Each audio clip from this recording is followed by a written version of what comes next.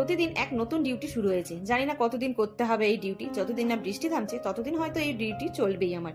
কি বলতো, জামা কাপড় গোছানো, প্রত্যেক দিনের জামা কাপড় প্রত্যেকদিন শুকোচ্ছে না, আর যতদিন না বৃষ্টি যাচ্ছে ততদিন মনে হচ্ছে এই ডিউটি আমার করে যেতেই হবে নন স্টপ।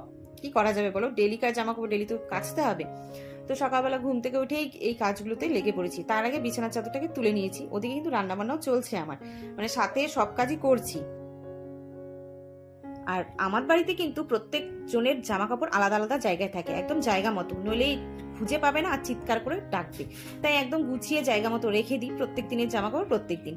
তো ওদিকে জামা কাপড় আমি একদম জায়গা মতো রেখে দিয়েছি। তো ভাবলাম এদিক ওদিক আর যাবো না, কারণ রান্নাঘরে তো ঢুকেছি একবার, একটু এসেছি এই ঘরে, তাই এই কাজগুলো করে নিচ্ছি। আবার যদি ঢুকে যাই তাহলে আর এদিকে আসতে হবে না, এই করতে করতে আমার দুপুর গড়িয়ে যাবে।